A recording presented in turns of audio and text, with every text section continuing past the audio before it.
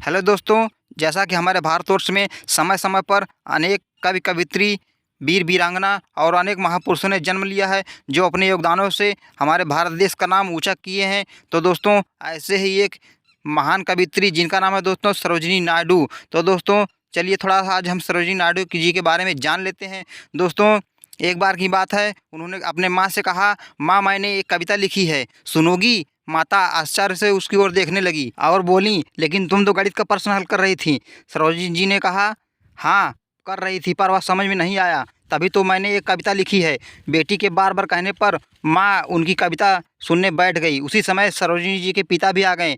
11 वर्ष की बिटिया के मुख से इतनी सुंदर सुरीली कविता सुनकर माता पिता गदगद हो गए और बेटी को शाबाशी देते हुए उन्होंने कहा, अरे तू तो गाने वाली चिड़िया जैसी है। माता पिता की यह बात सच हुई। आगे चलकर सरोजिनी नायडू भारत कोकिला के नाम से प्रसिद्ध हुई। सरोजिनी नायडू का जन्म दोस्तों 13 फरवरी सन 1879 ईस्वी को हैदराबाद में हुआ था। पिता का नाम अघोरनाथ चट्टोपाध्याय तथा माता का नाम वरदा सुंदरी था।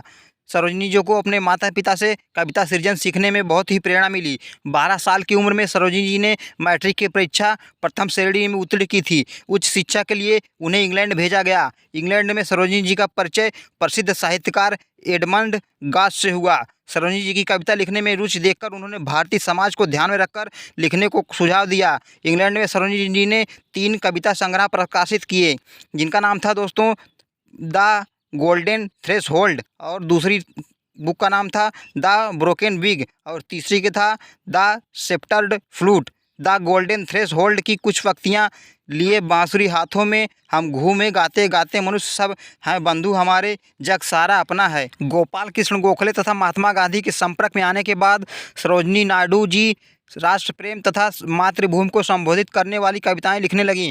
उन्होंने लिखा था, श्रम करते हैं हम कि समृद्ध हो तुम्हारी, जागृति का क्षण हो चुका जागरण अब देखो, निकला दिन कितना उज्जवल। दोस्तों, इंग्लैंड से वापस आने पर सरोजिनी जी का विवाह गोविंद राजहुल नायडू के साथ हुआ। गोविंद राजहुल नायडू हैदराबाद के रहने वाले थे और सेना में डॉक्टर थे। सरोजिनी नायडू जी की भेंट गांधी जी से हुई। उन्होंने दक्षिण अफ्रीका में स्वयं सेवक के रूप में काम किया। गोपाल कृष्ण गोखले सरोजिनी नायडू के अच्छे मित्र थे। वे उस समय भारत को अंग्रेजी सरकार से मुक्त कराने का कार्य कर रहे थे। सरोजिनी नायडू गोपाल कृष्ण गोखले के कार्य से प्रभावित हुई। उन्होंने कहा, देश को गुलामी की जंजीरों में जकड़ा देखकर कोई भी ईमानदार व्यक्ति बैठकर केवल गीत नहीं गुनगुना सकता। कवियत्री होने की सार्थकता इसी में है कि संकट की घड़ी में निराशा और पराजय के क्षणों में आशा का संदेश दे सकूं। सरोजिनी नायडू जी का ज़्यादातर समय राजनीतिक कार्यों में व्यतीत होता था। वे कांग्रेस की प्रवक्ता बन चुकी गई थीं। उन्होंने देश भर में घूम घूमकर स्वाधीनता का संदेश फैलाया। सरोजिनी नायडू जी ने हिंदू मुस्लिम एकता पर जोर दिया। उन्होंने अशिक्षा, अज्ञानता, अंधविश्वास को दूर करने के लिए लोगों से अपील की। उनका कहना था कि देश की उन्नति के लिए रूढ़ियों, परंपराओं, रीति रिवाजों के बोझ को उतार कर फेंकना होगा। दोस्तों, 1925 में जब वे भारतीय राष्ट्रीय कांग्रेस की अध्यक्ष चुनी गई तो गांधी जी ने उत्साह भरे शब्दों में उनका स्वागत किया और कहा, पहली बार एक भारतीय महिला को देश की सबसे बड़ी सौगात मिली है। दोस्तों, हृदय रोग से पीड़ित होते हुए भी सरोजिनी नायडू जी ने इंग्लैंड, अमेरिका आदि देशों का दौरा किया। नमक कानून तोड़ो आंदोलन में गांधी जी की दांडी यात्रा में उनके साथ रहीं। सरोजिनी नायडू जी अद्भुत वक्ता थीं। वे बोलना शुरू करती थी तो लोग उनके धारा प्रवाह भाषण को मंत्रमुग्ध होकर सुनते थे। उनके भाषण स्वतंत्रता की चेतना जगाने में जादू का काम करते थे। दोस्तों, 1942 में गांधी जी के भारत छोड़ो आंदोलन में उन्होंने भाग लिया। आज़ादी की लड़ाई में उन्हें कई बार जेल जाना पड़ा। अंततः भारत को पूर्ण स्वतंत्रता मिली। सरोजिनी नायडू जी उत्तर प्रदेश की राज्यपाल बनी। सरोजिनी नायडू जी जानती थी कि नारी अपने परिवार, देश के लिए कितना महान कार्य कर सकती है। नारी विकास को ध्यान में रखकर वे अखिल भारतीय महिला परिषद, ऑल इंडिया वुमेन कॉन्फ्रेंस की सदस्य बनी। विजय लक्ष्मी पंडित, कमला देवी चट्टोपाध्याय, लक्ष्मी मेनन, हंसावेश मेहता आदि महिलाएं इस संस्था से जुड़ी रहीं। दोस्तों, सरोजिनी नायडू जी का व्यवहार बहुत ही सामान्य था। वे राजनीतिक एवं सामाजिक जिम्मेदारियों के बावजूद भी गीत और चुटकुलों में आनंद लिया करती थीं। युवा वर्ग की सुविधाओं की ओर उनका विशेष ध्यान था। सरोजिनी नायडू जी का विश्वास था कि सुदृढ़ सुयोग्य युवा पीढ़ी राष्ट्र की अमूल्य निधि है। सरोजिनी नायडू जी बहुत ही स्नेहमयी थीं। प्रकृति से उन्हें विशेष प्रेम था। 30 जनवरी 1948 ईस्वी को गांधी जी की मृत्यु पर जब देश भर में उदासी छाई थी, सरोजिनी नायडू ने अपने श्रद्धांजलि में कहा, मेरे गुरु, मेरे नेता, मेरे पिता की आत्मा शांत होकर विश्राम ना करे, बल्कि उनकी राख गतिमान हो उठे। चंदन की राख, उनकी अस्थियां इस प्रकार जीवित हो जाएं और उत्साह से परिपूर्ण हो जाएं कि समस्त भारत उनकी मृत्यु के बाद वास्तविक स्वतंत्रता पाकर पुनर्जीवित हो उठें।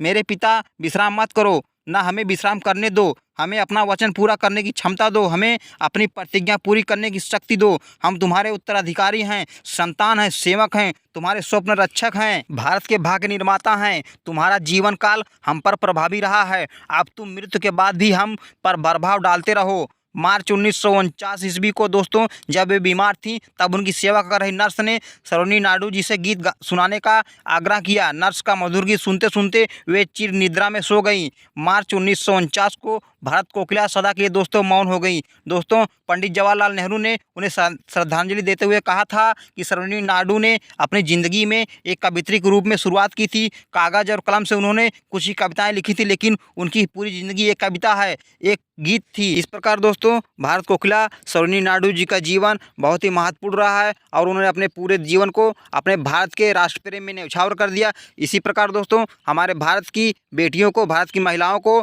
सरोजिनी नायडू जी के पद चिन्हों पर चलकर उनके आदर्शों का पालन करना चाहिए और उनसे कुछ शिक्षा ग्रहण करनी चाहिए। तो दोस्तों, इसी के साथ मिलते हैं नेक्स्ट वीडियो में नेक्स्ट टॉपिक के साथ। तब तक दोस्तों, जय हिंद, वंदे मातरम।